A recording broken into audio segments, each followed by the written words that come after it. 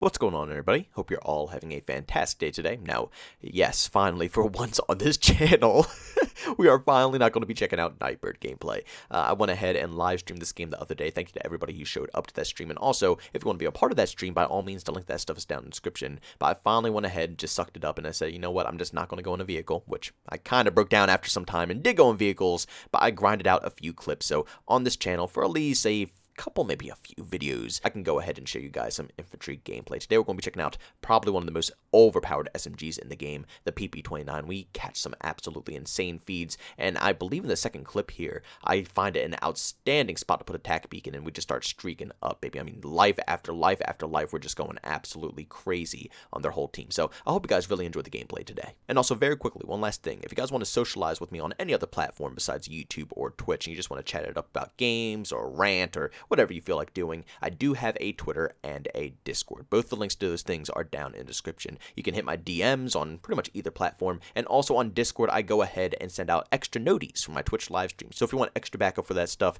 Discord is the way to go. But ladies and gentlemen, as usual, as you guys know how I do things over on here, I was checking out the Reddit page for Battlefield 2042, and I saw a post that had an image of the community manager over on Twitter putting out a tweet saying, "We tend not to publish changes until we lock them in to the patch itself, and it's cleared through all our internal checks. Our preference is to make sure that if we say something about the update, that it's as close to 100% true as possible versus potentially incorrect." And the caption for this post was, "We say something, it's 100% true as possible."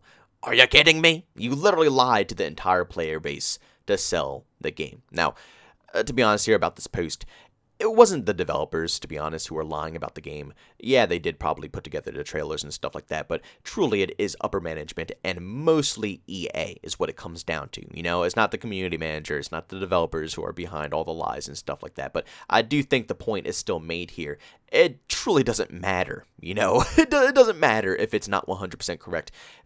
Pretty much EA's lied all the way up to this point right now. I think what people just want is just overall communication. We truly don't care if it's going to be, 100% correct or if things are subjected to change, because let's be real here. Pretty much all the information that we get right now, all the information that, we're eating off of, is leaked information, mostly from Tom Henderson and other sources as well.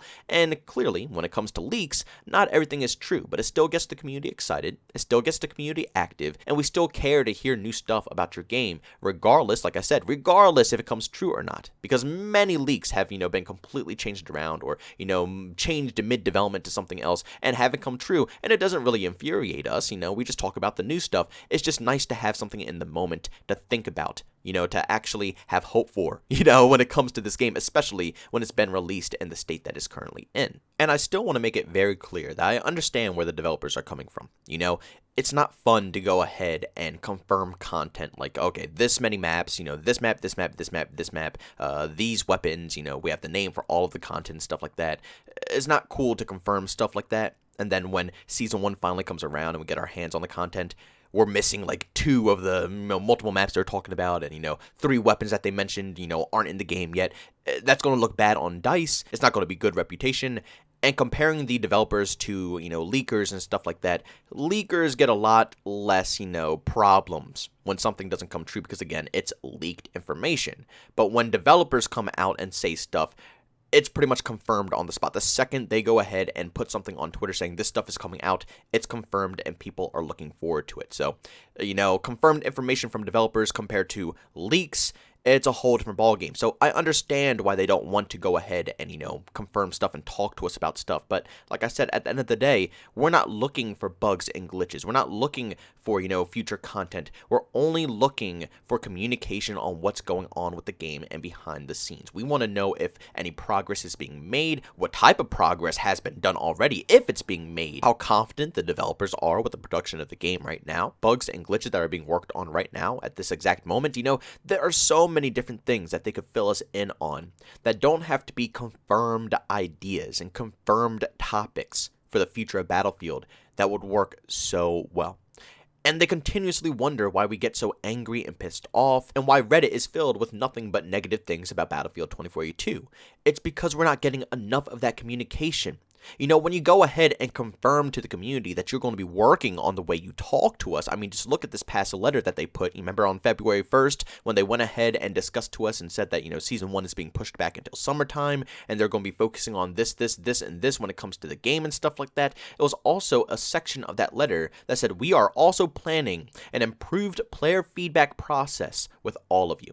As we begin working on new changes, including map design, we will be sharing our efforts with you, knowing that your feedback on the progress is critical. You stated right here, right in front of our own eyes, that every step of the way, regardless if these changes are going to be confirmed or changed or whatever in the future, no matter what happens, you promised to write in this section that you will share every last bit of details for changes that are coming into this game.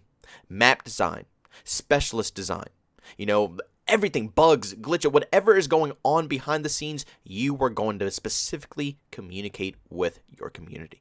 So to go ahead and, you know, obviously say that you want to wait to communicate with us until you're 100% ready to communicate with us sucks. And honestly, it kind of goes against your word here in this statement. And the thing that I think the developers don't understand at all is that they think they're communicating with us, because they technically are. They talk about bugs, glitches, and, you know, like they listed in the, you know, February 1st thing about working on VoIP and map changes and stuff like that. They do talk to us about certain topics, but they don't understand that we want a little bit more as well. Not only do we want to be filled in on the background of what's going on with this game and filled in on the progress, but we also want answers about the atmosphere and the overall lore of this game.